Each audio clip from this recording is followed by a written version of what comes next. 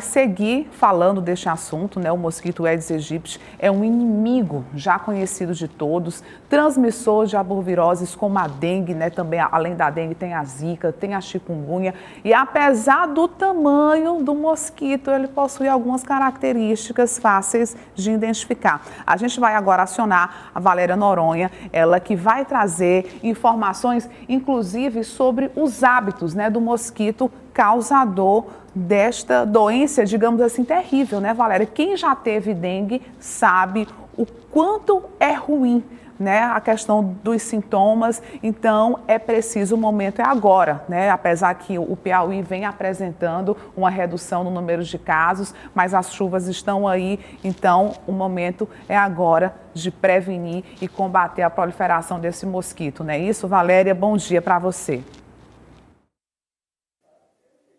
Isso mesmo, Geandra, principalmente com a suspeita, né, de morte de uma jovem lá em Bom Jesus, no sul do estado do Piauí, por dengue hemorrágica, algo que chama a atenção, acende o alerta para que a gente fique bastante atento para evitar pegar essa doença que é incapacitante, viu? Você fica aí uma semana com febre super alta, de 40 graus, e pode levar à morte.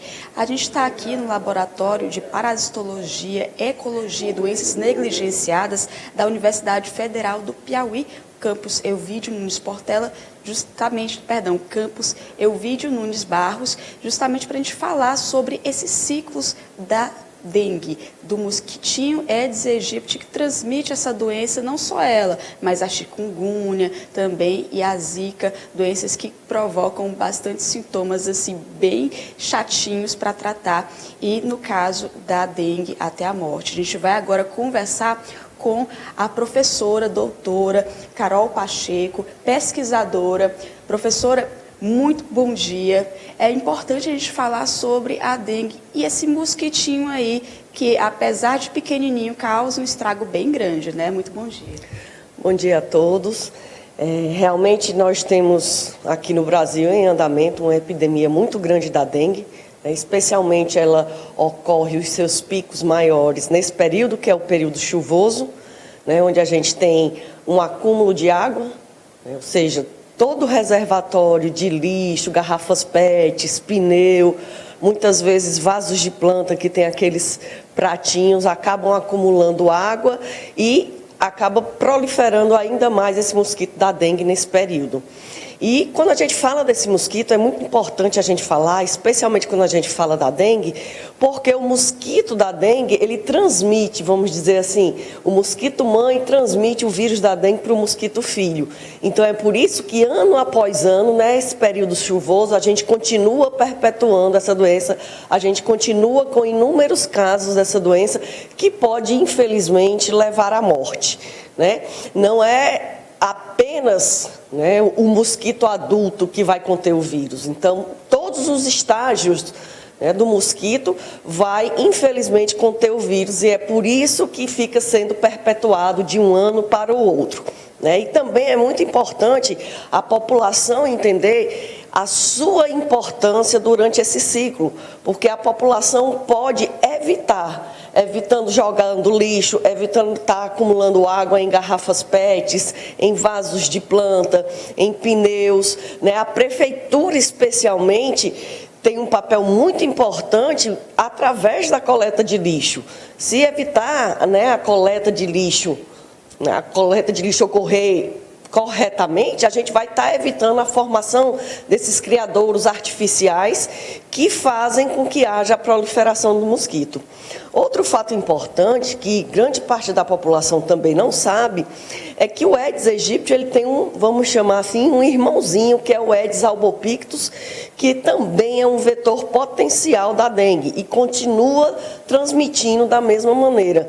Então, aqui em Picos, né, através da pesquisa que a gente realiza de monitoramento de mosquitos transmissor de doenças negligenciadas aqui no laboratório, a gente já evidenciou a presença tanto do Aedes aegypti, que é o mais conhecido, quanto do Aedes albopictus, que também é considerado um vetor da dengue, né? Então, a população tem uma importância muito grande para ajudar no combate, né, evitando evitando a formação desses criadouros artificiais, assim como as secretarias, né, das prefeituras, evitando o acúmulo de lixo, que também ajuda na formação desses criadouros artificiais. Professora, a senhorita atua aqui no laboratório Lapedoni, que fica responsável também pelo estudo desse mosquitinho da dengue, como é que se transmite, e a gente sempre preza por saber, né, conhecer novamente como é que é o ciclo desse inseto, porque é um inseto que acaba assim proliferando essa doença de forma endêmica, né, e ela pode acontecer de forma sazonal. Período tal vão ter vários casos de dengue, outros vão ter menos casos, mas eu queria que a senhora explicasse para a gente como é que esse mosquito ele vai se desenvolvendo desde a larvinha, a colocação dos ovos, a larvinha, até se transformar nesse mosquito que pica a gente. Bom, exatamente, né? Como eu falei para vocês, a maior incidência, né, os picos dessa doença acontecem durante o período chuvoso, por causa do acúmulo de água parada que favorece a proliferação desse mosquito. Então, eu vou mostrar aqui para vocês como a gente trabalha. Então, as nossas armadilhas, né, a gente coleta os ovos que são pegos nesse tipo de armadilha. Então, esses pontinhos pretinhos que vocês estão vendo aqui são os ovos, tá?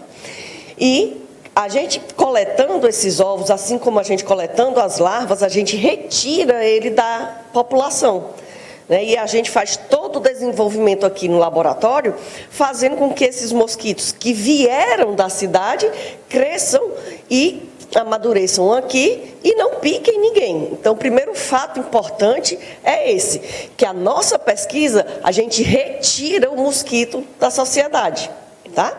Então, depois que o ovozinho é coletado aqui, tá? A gente, coloca ele para amadurecer, e do ovo a gente tem as larvas, né? As larvas têm estágios diferentes, tá?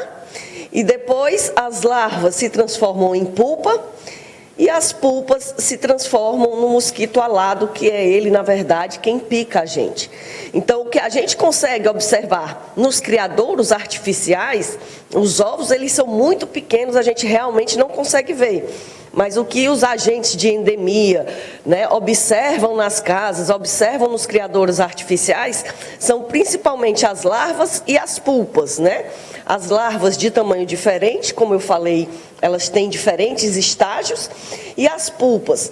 E o mosquito adulto, ele tem um hábito diurno, né? Então, o mosquito da dengue, ele costuma picar os seres humanos durante o período do dia, tá? E não do período da noite. À noite, realmente, a gente tem especialmente os mosquitos do gênero Culex, que são a muriçoca comum. Os mosquitos da dengue, eles têm um hábito diurno, então eles fazem essa picada, né, nos indivíduos para a transmissão da doença durante o período do dia, né? Importante saber, viu, professora? E também tem a questão da identificação do mosquito. Ele tem ali as patinhas preto e branco, né? O mosquito Aedes aegypti. É importante a gente ficar sempre atento e lembrar, a professora acabou de afirmar para a gente, esse mosquito ele não vai picar à noite, ele tem hábitos diurnos, ou seja, vai picar durante o dia.